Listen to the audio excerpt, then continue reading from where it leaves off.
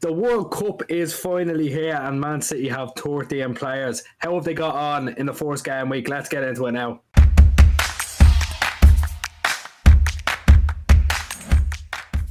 Right, so like I said, World Cup finally here. Man City had 13 players featured last 16 wins, 13 played. You know how it goes. I'm not mentioning the ones who didn't play. First off, what we've got here is England. It has to be the big talking point. Obviously, tonight they dropped a couple of points. Let's move on from that. We'll have our video up about that. First game, 6-2 win against Iran. Easy enough. Let's be fair. It's Iran. It doesn't seem to be anything too challenging. Grealish popping up with a goal.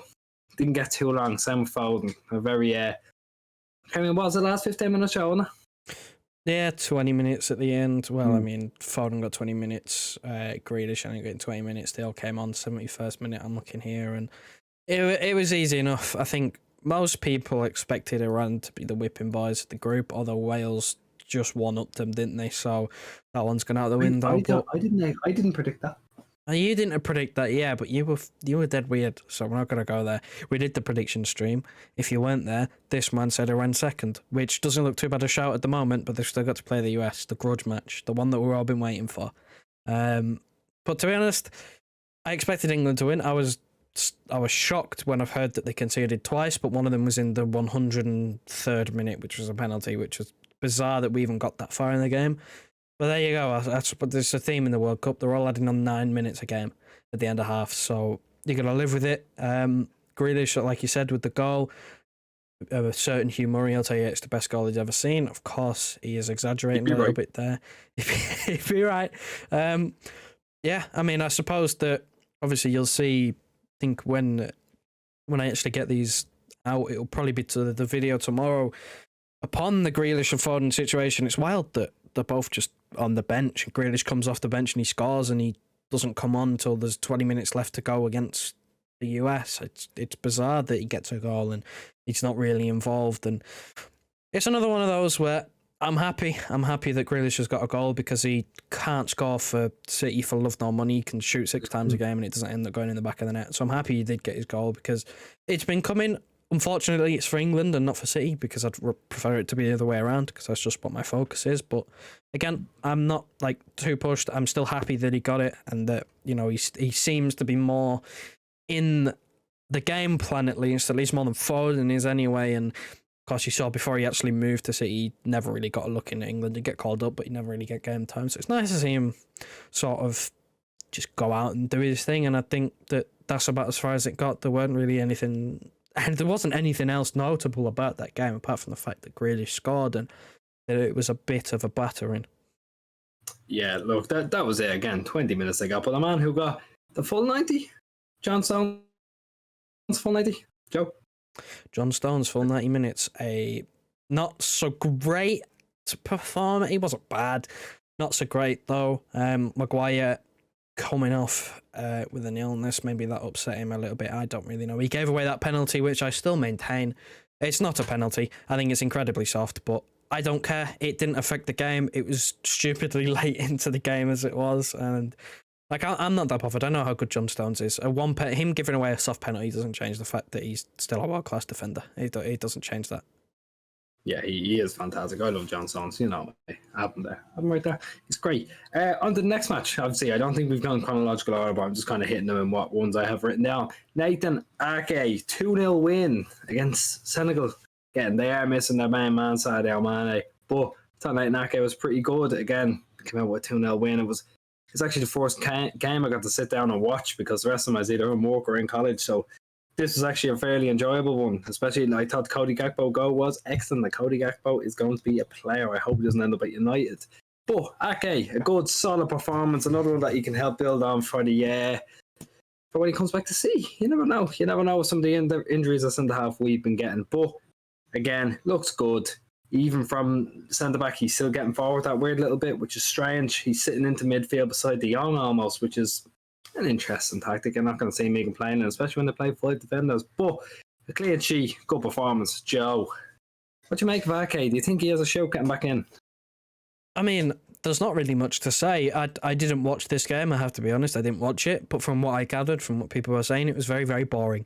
And I'm just looking at the timeline here, and there's nothing, absolutely nothing in the first half, which has been the theme in this World Cup, where the first halves have usually been boring. So, but at the end of the day, he's a defender, and his team have kept a clean sheet, so you can't really have any complaints. Yes, Senegal are missing Mane, but it still doesn't change the fact how, Senegal, again, we're not going to go too far into it, but I know it's Qatar, but they beat Qatar. They scored 3 goals. They still have a couple of dangerous players, like your Ismail Assar. He's still a very good player, in my opinion, at least. Anyway, so, clean sheet, nothing too much, 90 minutes. He's playing that weird role where he ends up in such an advanced position and playing as a left-sided centre-back, which is very odd, but, he's played a left-back for City before, so it's not something that we're, too far from seeing too often. So maybe it's something to look at. Maybe he plays in that position for City, because we know how the fullbacks are going. They're either dropping like flies or dropping stinkers, so he always has a shout to get in the team. You'll hear more so about a stinker come the end of the video when we mentioned a certain Iberian country. Julian Alvarez is the next one up in the shock of the World Cup. The shock of the World Cup. And I couldn't, to be honest. What? So far, the shock of the World Cup. One of the biggest shocks I've ever seen in my life, especially in a big tournament. But obviously, Argentina, my beloved Argentina, the man who I predicted to go and win, have lost 2-1 in their opening game to Saudi Arabia. I was thinking about it afterwards. I was discussing with a few people at work. They said maybe Argentina wanted to drop points to get on the harder side of the draw. Their 2 games are tough. If there's one game you'd have put the gaff on them winning, it was that. And look, they didn't turn up. Saudis looked like men possessed when they came out. I thought they were brilliant in the second half. A high intensity, like that tackle. When Messi got the ball in the box, you just thought he's going to bury it. It was one of the best tackles of all time. But I'll get past that. Julian Alvarez came on, had a brief little cameo. Didn't do much, but I will tell you, Lautaro Martinez, I've not seen much of him. This is one of my first games I've ever seen of him. Looked really... Do I say overrated? Do I say overhyped? What do I say? Because I didn't think he was that good. Obviously, his first goal that he scored probably should have been allowed, but the man's like Timo Werner when I look at him. He just can't stay on side. He can't make the right run at the right time. And look, when you've got a world-class creator like Lionel Messi, you have to know when to make those runs. And it didn't work out for him. Really didn't work out for him. I thought he was very poor now, El Lautaro Martinez. And that begs the question, what's Julian Alvarez have to do to get a run at this team? Because Julian Alvarez, if you haven't heard, is quite a good footballer. And his little cameo was just... It's not it. I don't think he's the type of player who can come on and just kind of do something for you in 6 minutes. No, it was a worryingly sort of... I'd say a little amount of time. It's about half an hour maybe for him. He was playing... Did he get half an hour? He ended up getting half an hour, yeah, but he ended up playing half an hour on the left wing, which, as we know... this is a common theme with international football. He's playing left wing. Everybody knows he shouldn't be playing there because he's a number 9. He's a goal scorer. Pep has come out in his press conferences before and said that he's not going to be playing out on the wing. If he's playing with Haaland, he's playing two up front. It's as simple as that, because he doesn't want to waste them out on the wing. And if you're asking me, I will trust Pep Guardiola with tactical advice before I trust anyone else in the world. It's that simple. So it's a really strange one. Other than me. Shush. Is a really strange one. He didn't get much into the game. Like you said, that man Lautaro Martinez, I made the comparison to Gabriel Jesus. He's always offside and you can't trust him to get you a goal, man. It's not good. We were linked to him a few years ago for a long time, man. And I was never on it. I was never on Martinez. I was never his biggest fan. Everyone was going, oh yeah, you were. But I was on both him and Lukaku when they were tearing up in Serie A, and now they're both still in Serie A, and Lukaku has come back from a 90 million flop. 90 million. And they don't want to pay to get Lukaku back at Inter. It's just I never thought Martinez was it. Everyone thought he was it because he was Argentinian and he was small and, he had a similar build to Aguero, but he was never it for me. I don't think he was as good as he was brought up to be. And again, it just shows suppose what we do as a football club, we wait for the right player. We don't just jump the gun and get someone for the sake of getting someone. I think we'd be in a situation where we'd be kind of going, it's a big expense if we were to have got him and we didn't. Of course, which I'm thankful of because we've got the Norwegian robot, but Alvarez has to start over him for me, or at least alongside him. Do something different, because I don't think he can cut it on his own. He's not even if you have Alvarez next to him, they're not the most aerially dominant team. They kept crossing it to dwarfs. Like, the front line had no height to it whatsoever. But if you're a good enough striker, you should have the movement to be able to anticipate a cross and get yourself and make the right move, make a last second move in front of the defender and do it. With how many times have, just to stick on the Argentina things, how many times you see Aguero win a header because he just quickly darted in front of his defender at the last second when the cross was coming in? Like, it's just that sort of thing. He scored a goal. He scored a goal in the last World Cup that was exactly like that against France. I'm pretty sure in the knockout round. That was prime Aguero. Like, that was his bread and butter. Didn't have anyone doing that. Didn't have. No, look, they're against a fairly early gifted team, I will say. Saudi Arabia were getting a lot of their headers back out, but I don't know. It's cause for concern now in that team. I don't want to get too in depth. It is just Alvarez, but we'll be back on streams and they're talking about them. Just go next. Yeah, Germany next. Another shock, another huge shock. But I will say Germany are not averse to getting upset at World Cups. But the man who scored the goal, one of my favourite players, one of Joe's favourite players, hopefully one of your favourite players, Ilkay Gundogan from the spot. What a boy! What an absolute god! And you know what? I don't want to jump the gun, but I hope he signs. I really do hope he signs. What a player! What a fucking player, Joe. Great player. I love him to bits. I don't know whether he should sign a contract extension. I am not sure, because his club form has just been inconsistent. But he proves big for his country yet again. He steps up, takes the penalty, which, I mean, I suppose he's probably the first choice penalty taker for Germany in terms of the players that are on the pitch. There aren't really many penalty takers there. I suppose you could say Thomas Muller. He's also got the experience in tournaments. But apart from that, Gundogan is probably your man. Good penalty, takes it away. And then, of all shocks, which I don't know why they did this, but they took him off. They took Gundogan off, and then they conceded twice after that. So I guess you could say karma. We know Gundogan is very good at, we know Gundogan is very good when you have a lead, when you can keep hold of the ball a little bit more. So taking him off, especially for Goretzka, who's more box to box, probably wants to, get more forward. It's just bizarre. It's really bizarre, and it cost them in the end because, like I said, they just conceded twice after that, and if buts maybes, probably should have kept him on. Yeah, I would agree as well. He adds a big layer to it. Again, like you said, he's great at closing out games. He has to be there. Now, up next, the centre-back partnership of dreams. Rodri and Laporte both sitting back playing centre-back because Sergio Busquets apparently too good at age 47 to be dropped by Luis Enrique. But we love Luis Enrique. I'm leaving it there. They won 7-0. A serpent on the right hand side, I think, got a couple and then got hooked before his hat trick. So bang! But Spain looked really good. I was really impressed with their football again. They were kind of, I think, a lot of people were labeling them City in red, which I don't know if I got that far, but a fantastic team and a fantastic performance. To be honest with you, I didn't know Marco Asensio was still playing football. Neither did I. I didn't think he was anywhere near a call up for Spain, but. There you go. I mean, he scored a goal, I think. So, he's like 26 or something, isn't he? He scored a goal, so I guess you can't really complain too much. The fella is 26. He's still a baby. 27 in January, which is mad. But in terms of the performance, for me, performance of the tournament so far. I know it was Costa Rica, but they've won 7-0. It's performance of the tournament. Like, no if buts or maybes for me. Best you're going to get. I think the Rodri thing just kind of screams at how bad the centre-backs are. Like, how bad is Eric Garcia to the point of where Rodri is starting ahead of him. It's crazy, but I'm not going to knock it. I think Rodri's been hard done by, really, by the fact that Busquets is just a favourite because he's a Barca boy. But it is what it is. I think people are maybe not sleeping, but kind of discrediting Spain a little bit into how far they can go, because they could go really far.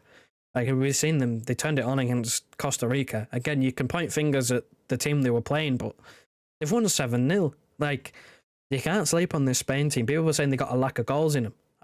That game was not a lack of goals.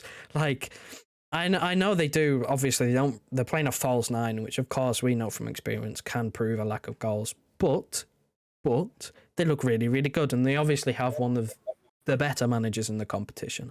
The best... Maybe. I don't know. I know Italy aren't in the competition. I really love my Bobby Mank, but he's not there. So maybe Enrique, it could be the best manager in the competition. We all know how good a manager can be at deciding games. Yeah, no, I do agree. I think he's best. I can't really think of anyone who's much further ahead of him. I'll go through a speed run. I'm not mentioning Edison. Obvious reasons. DMP, not there. De Bruyne, Very underwhelming performance. Came out with a man of the match. I'll be honest with you, I didn't see the match. Where was I? I was at the cinema. That's where I was. I watched it. I Joe watched the match. Joe can talk because about it. I've not seen it.